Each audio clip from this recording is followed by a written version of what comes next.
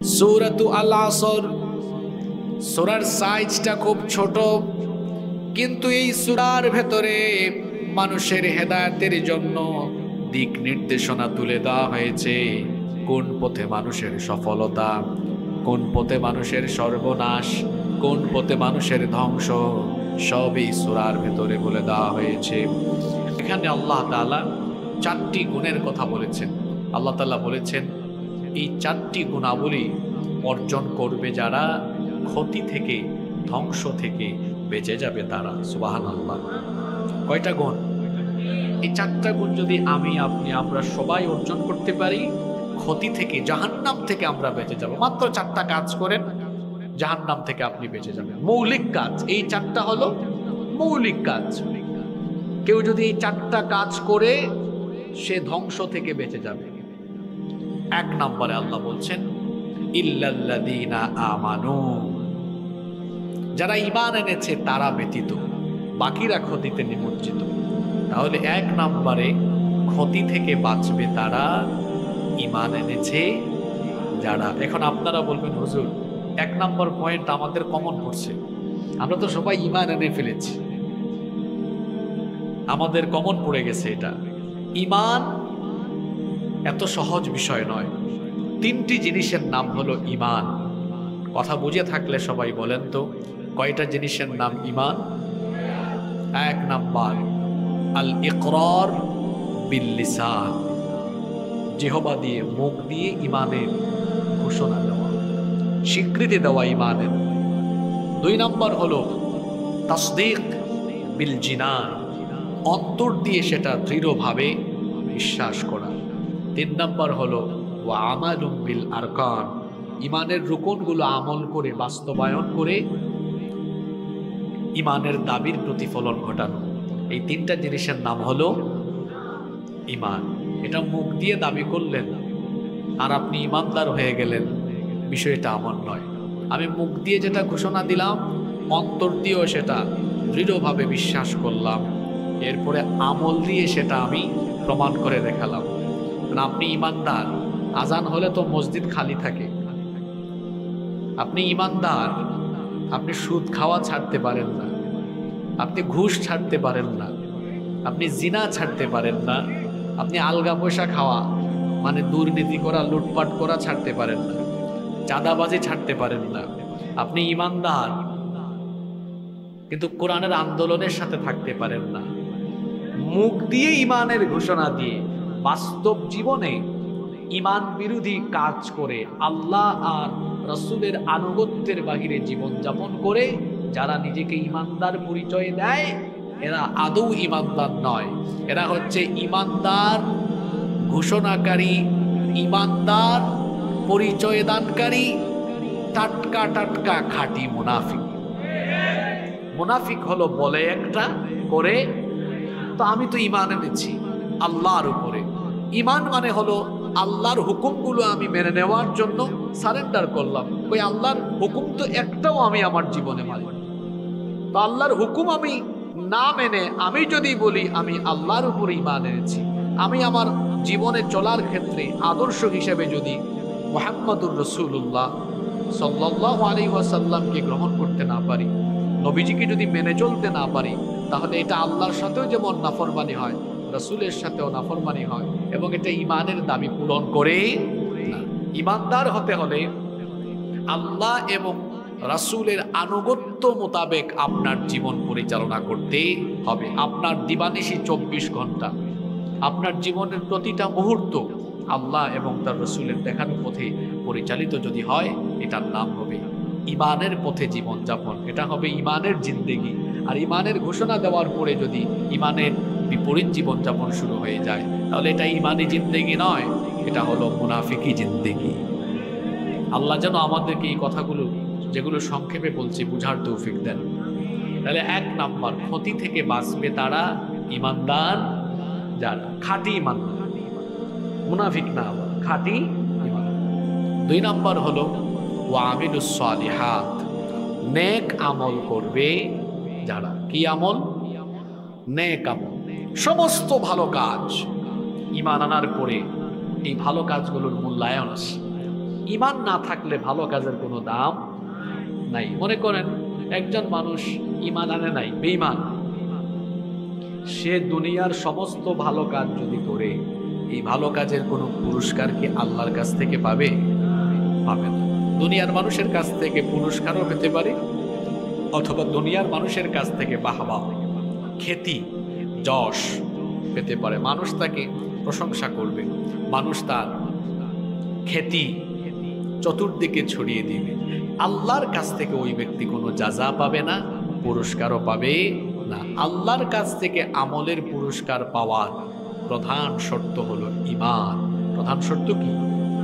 ঈমান ছাড়া নেক আমলের কোনো মূল্য নাই। এজন্য এই কোরআন পড়লে আপনারা দেখবেন, কোরআনে কারীমে যত জায়গায় আমলে সালেহাতের কথা বলা হয়েছে, তত জায়গায় আমলে সালেহাতের আগে ঈমানের কথা বলা হয়েছে। যেমন সূরা কাহাফ পড়বেন, ইন্নাল্লাযীনা আমানু ওয়া আমিলুস সালিহাতি কানাত লাহুম জান্নাতুল ফিরদাউসি নুজুলা খালিদিনা ফিহা লা ইয়াবগুনা আনহা হিওয়ালা।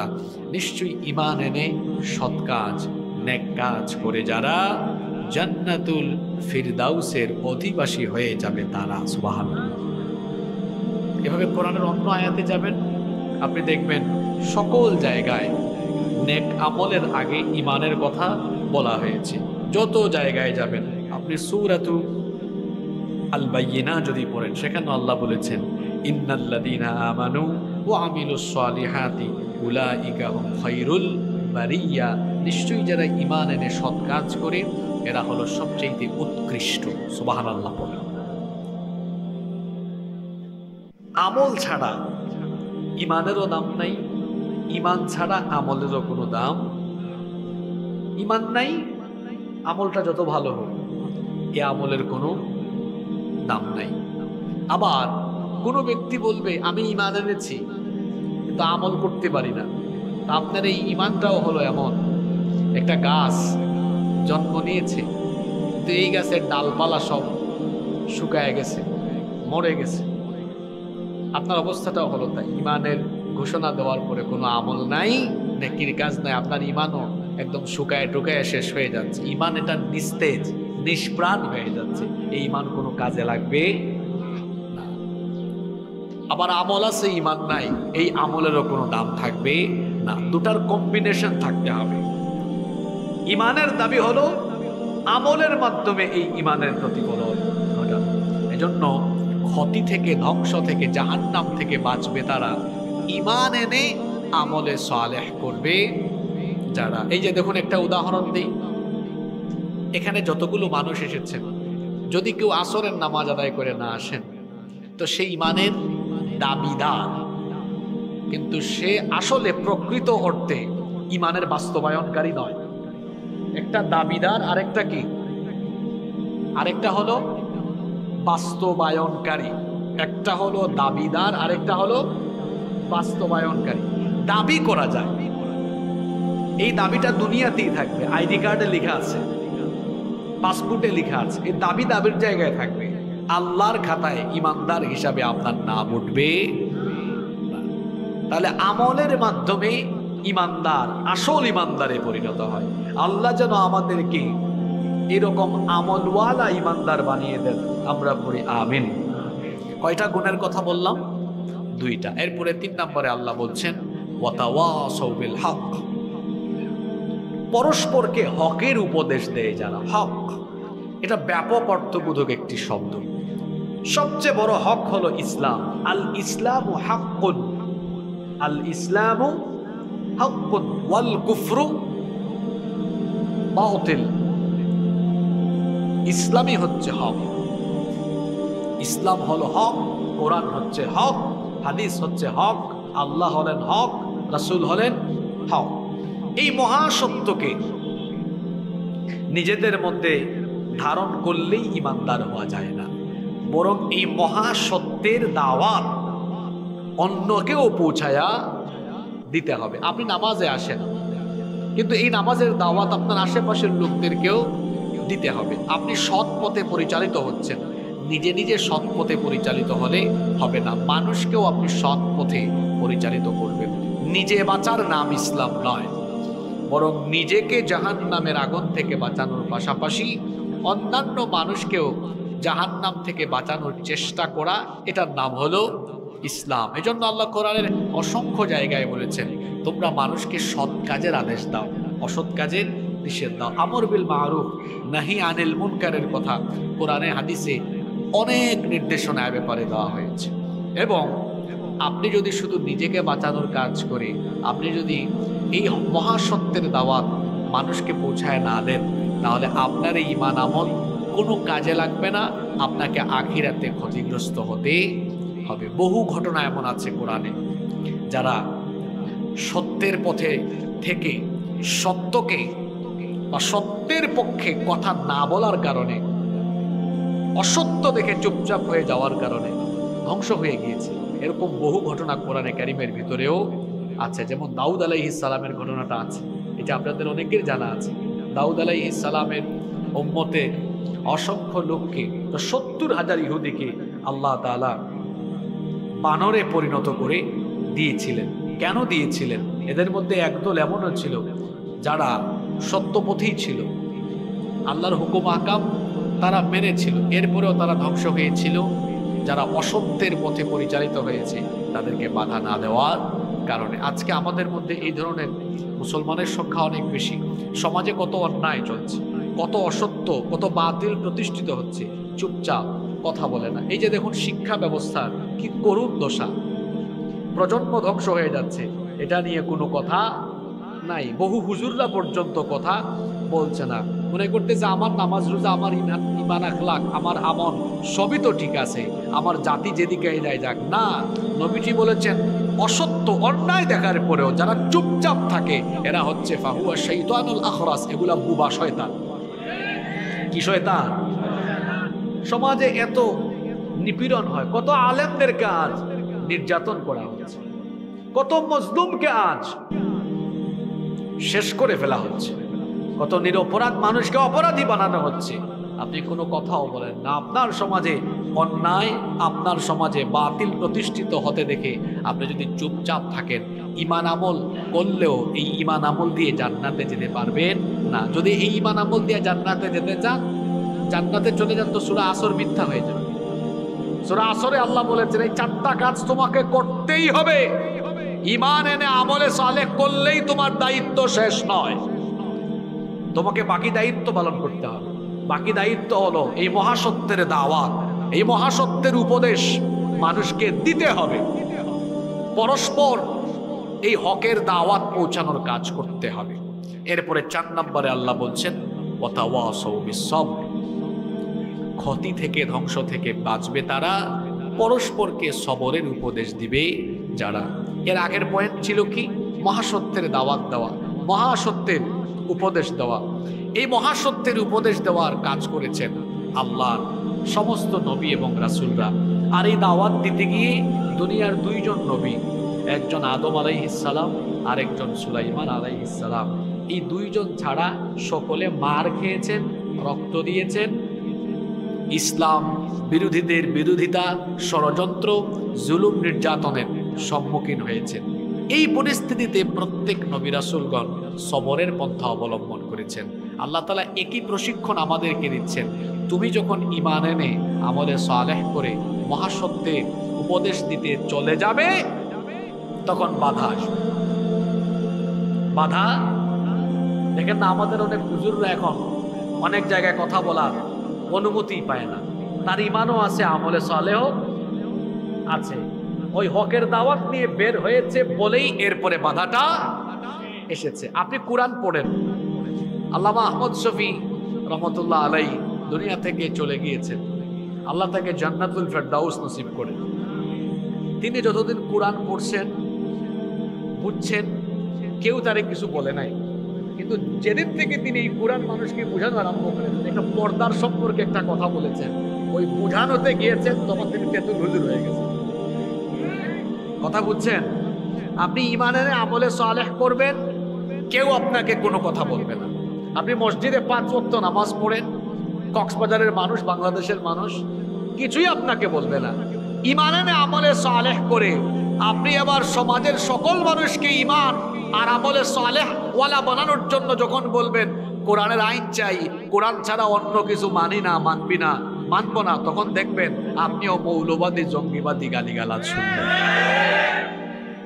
তো বলছিলাম আল্লাহ নবী বলেছেন,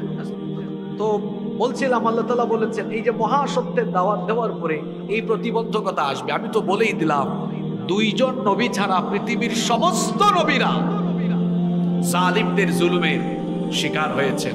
কক্সবাজারের মুসলমানকেও হবে কোরআনের পথ, ইসলামের পথ, এটা ফুল বিছানো পথ কোনো যুগেই ছিল না, বরং কোরআনের পথ, ইসলামের পথ এটা কণ্ঠকাকীর্ণ। এই পথ রক্ত মাখা, রক্ত পিচ্ছিল। এই পথে আমরা যদি চলি, জালিমদের জুলুমের সম্মুখীন হওয়া লাগবে। জালিমের জুলুমের সম্মুখীন হলেও আমরা প্রয়োজনে রক্ত দিব, জীবন দিব, শাহাদাতের ঈদগাহে শামিল হব, তাও আমরা কোনো জালিমের সামনে মাথা নত করব না। পারা যাবে তো ইনশাআল্লাহ? আল্লাহ বলেছেন এই মহাসত্যের পারস্পরিক উপদেশ প্রদান করবেন। এটা করার পরে তো প্রতিবন্ধকতা আসবে, আর এই প্রতিবন্ধকতা যখন আসবে সবরের পন্থা অবলম্বন করতে হবে। সূরা মুজাম্মিলের 10 নম্বর আয়াতটা পড়েন তো, আল্লাহ কি বলেছেন? ওয়াসবির আলা মা ইয়াকুলুনা ওয়াহজুরহুম হাজরান জামিলা। ও নবী, এই কাফিররা আপনাকে অনেক কিছুই বলতেছে, আপনি এদেরকে উপেক্ষা করুন আর সবর করুন। নবীজি 40 বছর পর্যন্ত কাফিরদের কাছে আল আমিন, 40 বছর পর্যন্ত তিনি তাদের ভালোবাসার মানুষ। আর যখন বলেছেন আইয়ুহান নাস কুলু লা ইলাহা ইল্লাল্লাহ তুফলিহুন, কাফিরগুলো কি বলেছে? ইন্নাকা লামাজনুন, তুমি একজন পাগল। তারা বলেছে শাইর, তুমি কবি। তারা বলেছে কাহিন, তুমি গণক। তারা আরো বলেছে তুমি হচ্ছে একজন কাযযাব, মিথ্যাবাদী। নাউযুবিল্লাহি মিন যালিক। যখন এই বাধা বিপত্তি প্রতিবন্ধকতা আসলো, বাধা আসলো, কোরআনের দাওয়াতের পথে বাধা আরম্ভ হলো, আল্লাহ আয়াত নাযিল করলেন ওয়াসবির আলা মা ইয়াকুলুনা ওয়াহজুরহুম হাজরান জামিলা। নবী এরা আপনাকে যাই বলুক আপনি শুধু শুনেন, গালির জবাবে গালি নয়, আপনি সবরের পন্থা অবলম্বন করুন। আপনাদেরকেও একই রকমের কথা কোরআন থেকে বলছি। এই পথে চলতে গিয়ে বাধা বিপত্তি আসবে। এই বাধা বিপত্তি আসলে শুনবেন, গালির জবাবে গালি নয়, মন্দের জবাবে মন্দ নয়। আমরা আমাদের কাজ চালিয়ে যাব, দিন প্রতিষ্ঠা হোক, কোরআন প্রতিষ্ঠা হোক, এটা আমরা সবাই চাই। কিন্তু এটা প্রতিষ্ঠা করে দেখায় দিতে হবে, এটা আমাদের দায়িত্ব নয়, বরং এই প্রতিষ্ঠার কাজ করা, কোরআনের শাসন প্রতিষ্ঠার জন্য চেষ্টা করা, এটা আমাদের দায়িত্ব। এটা আমরা করে যাব। এতে আমাদেরকে গালি দিক, বকা দিক, জেলে ঢুকাক, মেরে ফেলুক, যা হয় হবে, কিন্তু আমরা এই পথ কখনো ছাড়বো না ইনশাআল্লাহ। আসুন সূরা আসরের আলোকে এই শিক্ষাগুলো নেই। এখানে আল্লাহ আমাদের সফলতার কথা বলে দিয়েছেন। 4 গুণে গুণান্বিত হতে পারলেই সফল হওয়া যাবে। 1 নম্বরে ঈমান, 2 নম্বরে নেক কাজ, 3 নম্বরে হলো মহাসত্যের দাওয়াতের সাথে শামিল হতে হবে, কোরআনের দাওয়াতের সাথে, কোরআনের আন্দোলনের সাথে শামিল হতে হবে। 4 নম্বরে এই পথে যত প্রতিবন্ধকতা আসবে সবরের সাথে এই পথে অবিচল থাকতে হবে। আল্লাহ আমাদেরকে এই 4টি গুণে গুণান্বিত হওয়ার তৌফিক দান করেন। আমরা সবাই বলি আমিন। সুবহানাকাল্লাহুম্মা ওয়া বিহামদিকা আশহাদু আল্লা ইলাহা ইল্লা আনতা আস্তাগফিরুকা ওয়া আতুবু ইলাইক। ওয়াসসালামু আলাইকুম ওয়া রাহমাতুল্লাহি ওয়া বারাকাতুহু।